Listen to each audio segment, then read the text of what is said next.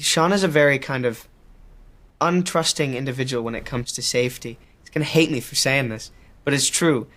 He always had to check out everybody else's job and make sure that they were doing their job properly because he didn't necessarily trust that they had it all under control.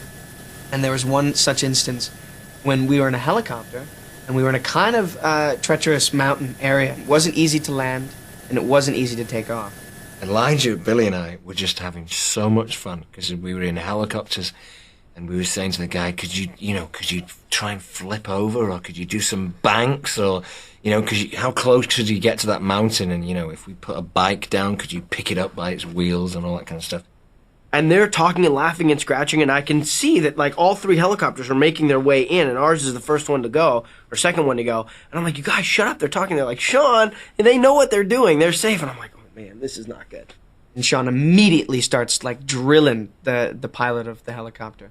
All right, do you know that you've got, two guys behind you waiting to come in? Do you know, are you cool to, take off? And asking him all of these kind of safety questions that I'm sure this pilot had completely under control. And there was also a point where Elijah and I and Billy and Sean had been dropped off at lower altitude, and we were there for about half an hour waiting for a helicopter to pick us up.